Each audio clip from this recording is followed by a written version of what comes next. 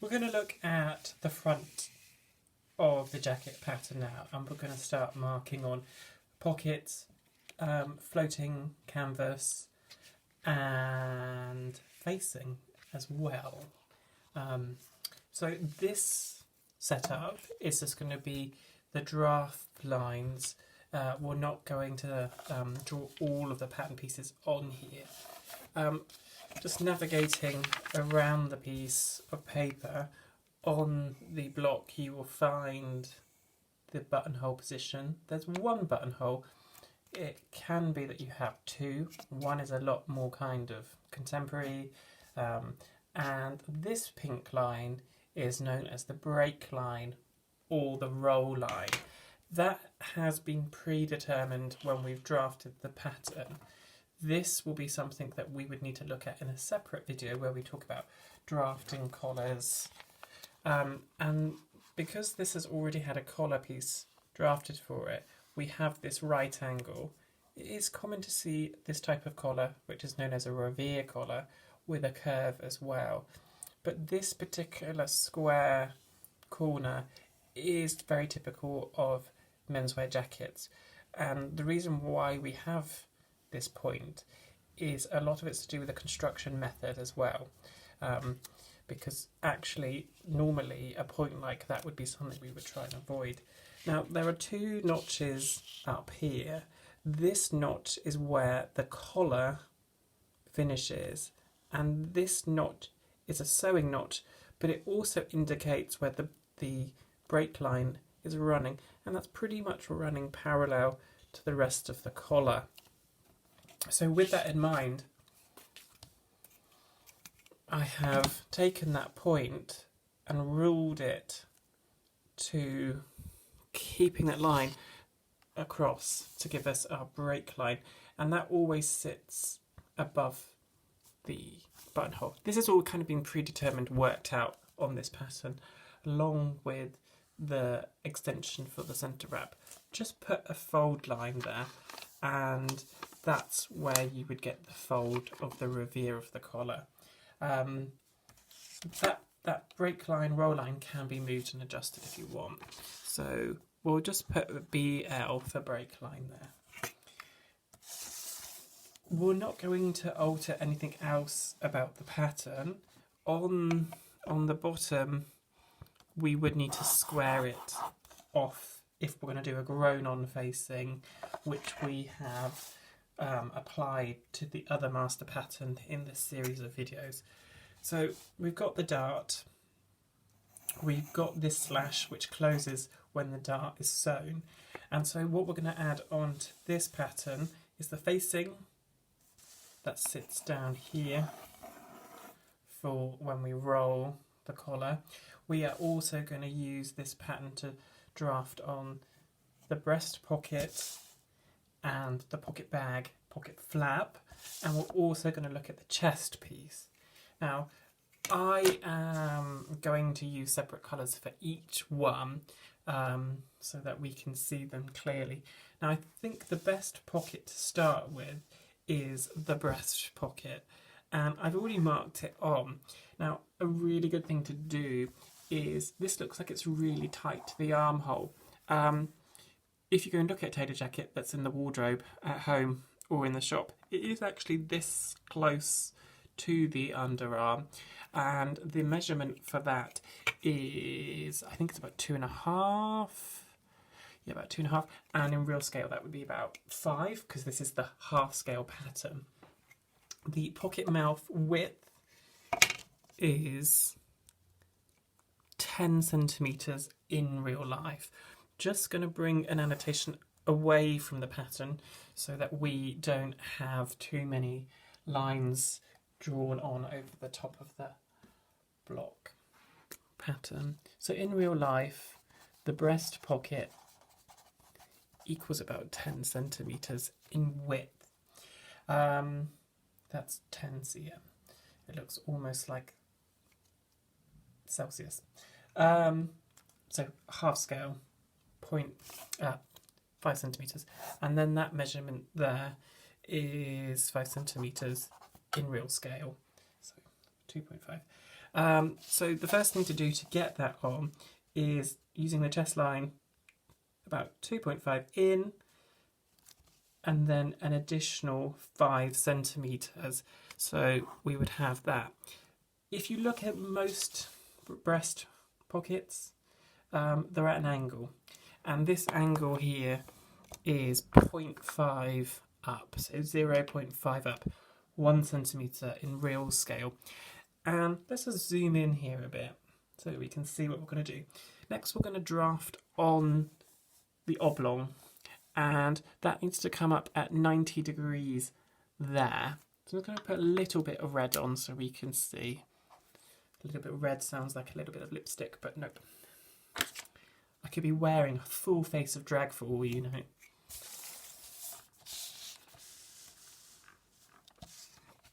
So we're just going to square up from that new angle.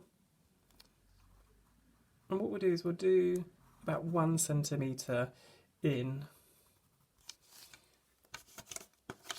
half scale, so 2 centimetres in real. Can be 2.5. I find when they go a little bit bigger than 2.5 or even 2.5, they start to look a bit clunky. And then we are going to square again this way. Now we could either take this angle and apply it here so that it's running parallel to that, or we come up straight. Style choice, look at different garments to see what they are. So some are completely angled that way and some are straight on one side or whatever. I am actually going to angle that so it matches. So I would measure 0.5 out, or bring the pattern master or ruler across to get that. It depends what technique you use to sew this one as well. Now the next thing is the pocket bag. So we're going to square down, and we're going to square down from the chest line, so no angles coming off the breast pocket. So the actual pocket piece, the sewing technique, is known as a welt pocket, which confuses people because when we do jets, they are sometimes called welts as well, but that's just Americans being wrong. So we're going to square down. I'm going to zoom out. And it's just going to square down from the chest line, and the same here. So I really should be using the pattern master of the ruler inside this, but just so that you can see. Just going to square down, and then this gives you the pocket bag, and you need to decide how big that you want that. It's not very deep, it shouldn't come down too far. I would imagine we're going to do that at about 5 to 4 centimetres, so about 8 or 10 centimetres in real scale. You're not putting much in here, if at anything at all. Some people would put a train ticket in there in the past, or a handkerchief or something. Often when you go to one that you own, you will find that it has been tacked shut so that you can't get into it. So just going to draw that pocket bag in so we can see it. I'm going to bring it down so that it's 5 centimetres in half scale, 10 centimetres in real scale. And just here now, I am going to just put a fold line. So when we look back at videos on trouser pockets, we curve these edges. Now this is for a lined garment. So as it's a lined garment, we're not going to curve these. We're going to put a fold line. So in a later video, we'll look at what the pattern for this looks like when it's copied off, and for the welt as well. That's it for now for that pocket. And then we're going to use a similar process for the pocket below. So we need to be aware that we're going to use one of these lines, actually doesn't really matter if you use the top or the bottom one, but I'm going to use the top one because I always do. Here you can see that there's a little bit of orange added on here, and that is where I have gone a little bit longer than the cut. Those of you who've sewn jets before know that when we get to the end we miter the corner, so that's why we need a bit of extra length, because this has already been cut, and so if we were to miter here we would get a hole appearing or stuff, so we always do a little bit longer. So this pocket often has a flap, and we're going to do a flap for this as well. If it's evening wear, we're less likely to have a flap on it, but there's also something specific that I want to show you about the flap, which is a really good thing to remember. So going from this point, we need to decide how big our pocket mouth is. If we think about pocket mouths that we've done for pockets that we're using before, they're somewhere between 16 centimetres, 17 centimetres in real life. So for this one, I'm going to come along 8 centimetres. And what you will find is it goes beyond the pattern. And that's correct. It's not that we haven't got enough space. We just have to remember that when we have the front and the side, when these are sewn together, the pocket actually is partly on the side. So it's not a mistake there. So this would be our pocket mouth. I'll just put an annotation on for that as well, which was that I used, it would be 10 centimetres in real life for the length of the pocket bag, and then this would be approximately 16 centimetres in real life for that. So then the next thing actually is the pocket bag for this, and again it's going to be very similar to that. What I would also recommend with this one is coming down at 90 degrees or parallel to the centre front, just like this, so no angles coming off. We haven't drafted the jet for this, nor have we just drafted the welt. There are two pattern pieces that we can't actually draft on here, they come separately. So with this hem here of the pocket bag, it is square, and we're going to do the same here. Now the rule is that the bottom of these bags are not only 90 degrees from the centre front, but they need to be square to the hem. So it's going to be like that. We also have to be aware that we are going to have a facing on the bottom that comes up to join onto the lining, so we don't want to go too far into there. And again, we just need to make the pocket a decent size, but not so deep that we can't put our hand in it. So I'm going to take this one to, about 11.5. It feels like that's kind of the maximum that will go with this. Actually, let's take it more to about 10 would seem a little better. And then we'll square across, so squaring from inside normally, and with that in mind we then need to square up to that point there. So 90 degrees, 90 degrees, and obviously that's the angle of the slant. Some jackets, the jet can be straight, but if you think about it, having it at an angle is quite good for putting your hand in as well. So I just draw around the pocket bag so it's clear to see, and I'll just put those 90 degree corners in so you can see.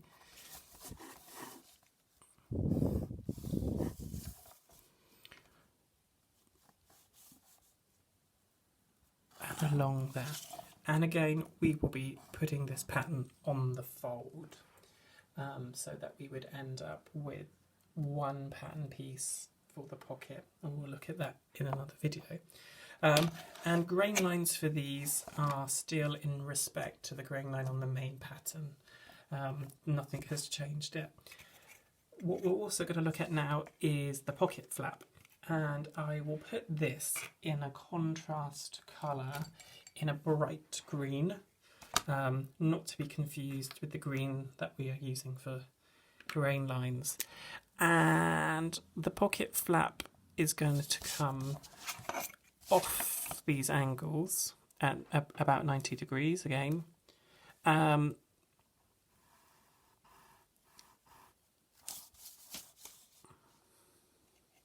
it's going to run parallel to the pocket mouth, and this depth is a style choice. On a normal jacket, that's about 5-6 centimetres. Now, what I can do is I can bring that angle down, so 90 degrees from there.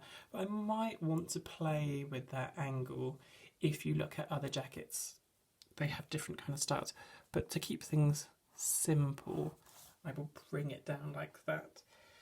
Some pocket flaps are very angular and square, although it is common for them to be rounded on the corner.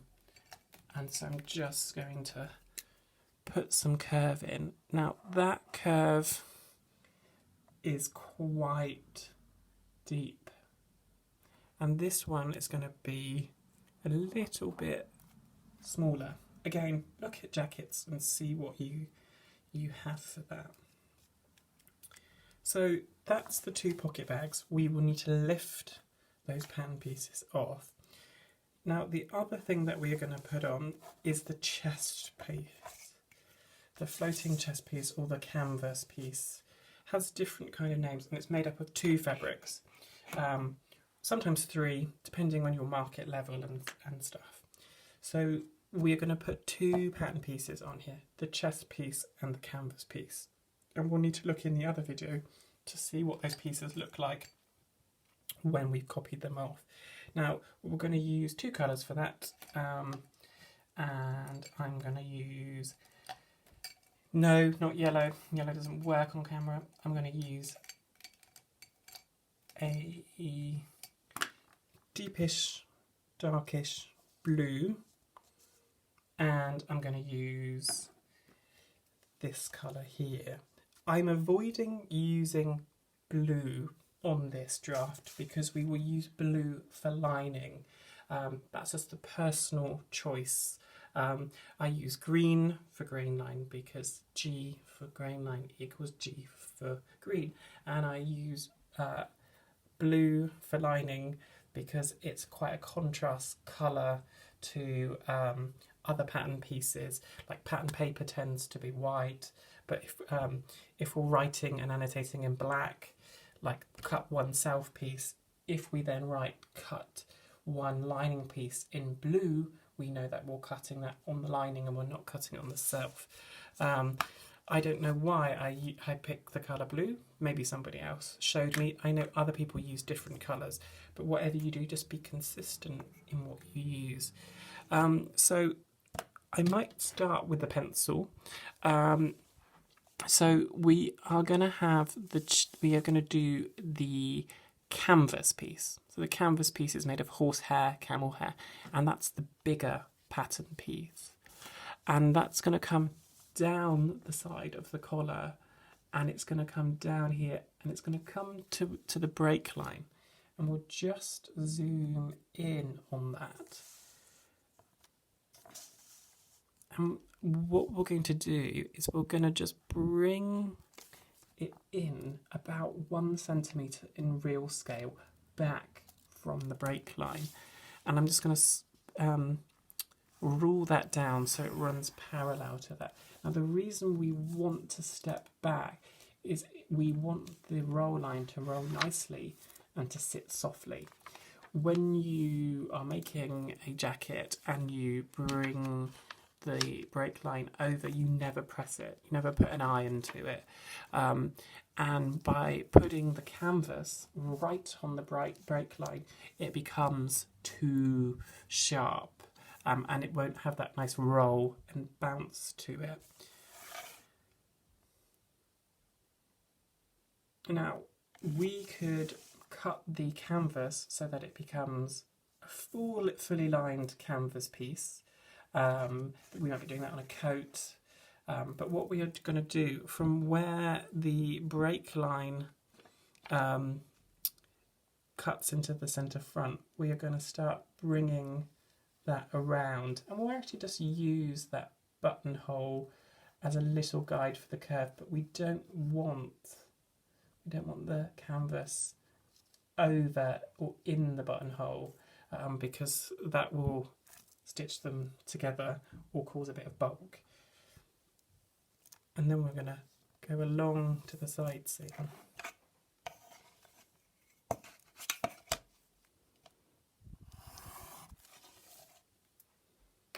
So I'm going to put that into pink from here. So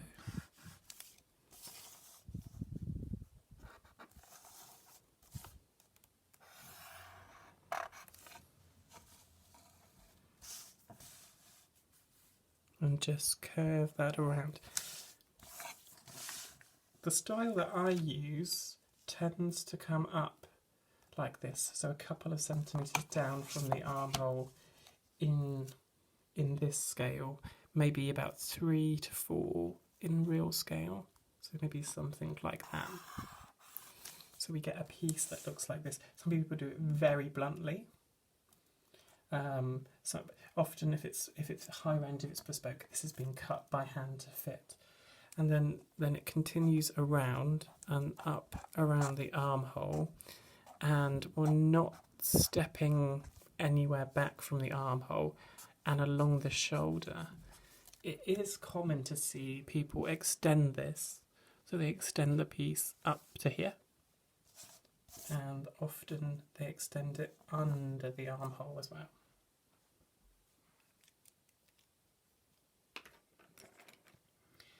Next we are going to put the Demet piece on.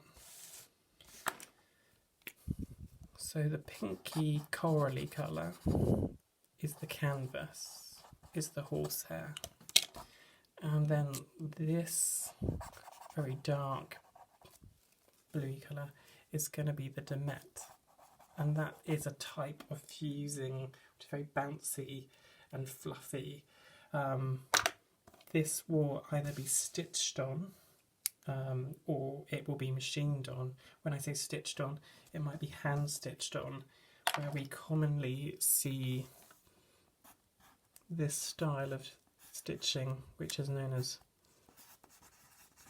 chevron stitching, and that's often done by hand, and the gaps between the chevrons and how tight they are can vary as you move across, and that will help support the roll, but that's a much more hand finished kind of look specification. So this time we're going to bring the Demet down, and we're going to step that back 1 centimetre here, and that's 1 centimetre in real measurements. And then again, we're just stepping back everywhere, approximately 1 centimetre. Stepping back avoids too much bulk on one seam. It's like layers of a cake. And what that can avoid is like a strong line showing on the outside of the garment. And by that, I sort of mean an impression, an indentation. And then again, here. Now some people don't step it in the armhole. Some people do. We'll just step that back for consistency. And then we would bring it along the same on the top. So either 1 centimetre back or sharing that line. Let's be consistent again and bring that back. So those will be the chest pieces. We will need to copy those off, and we will need to think about the grain line. So you can see it's already beginning to have a lot going on. And there is only one further piece to add on to this pattern piece in terms of drawing on here, and that is the facing, the front facing, where this is brought back. So to do that, we're going to start at the top.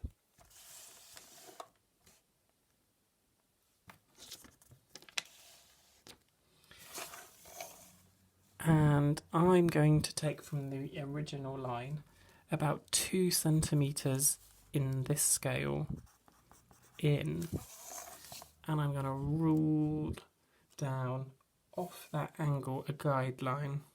I'm just going to bring that out. So again, that's kind of running parallel to the break line. And then when we move to the bottom, we've got that curve on the bottom, which is common for a jacket like this. It can be square, but this method that we're going to use is where it's no longer curving approximately about here. We are going to square up. Just going to bring some scissors in. I'm just going to cut here. We wouldn't cut on the master pattern for real, but where this would be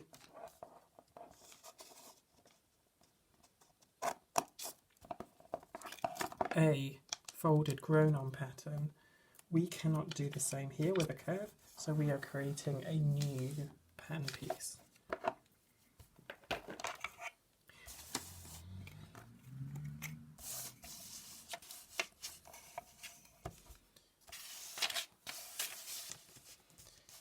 That's slightly needing a bit of correction. It's not quite running at 90 degrees. So I brought those 2 lines up into an angle like this. This isn't very flattering, it isn't very nice. And so if we look at the inside of a jacket, we notice that this curves down. So when we're happy with this, we will put in a gentle curve down there. So we get that kind of line. I'm going to introduce a stronger colour to that in a minute, if it's not clear. So let's actually trace around. I'm going to trace around in black so that we can clearly see what the facing piece looks like. So it comes in, and then it comes down off the shoulder line and curves till it meets the straight line coming up, and it continues down to the hem, and then it's going to come around and it's going to come up here. And we will need to look at this in a bit more detail, but we will just add it up here. Now when we get to the bottom of the break line, this point here, for now what we're going to do is we're just going to make it a tiny bit wider, the facing piece. So in real scale, that would be about 0.5. So this is making it bigger for roll, not break line roll, but the rolling of a seam, like when we have roll on collars, because this is in effect part of the collar. So we bring that in and then we bring it to nothing at the top. So this would be about 0.5 in real scale. This will need to be looked at again in a further video when we look at what the facing looks like, but then it returns to the normal angle, the normal line, so we get a piece like that. So that's quite a lot on that page.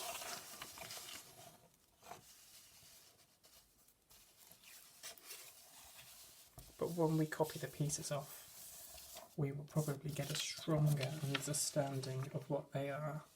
There are very good books on cutting the patterns for these, where it has these kind of processes listed as well, and there will be some further handouts on this as well.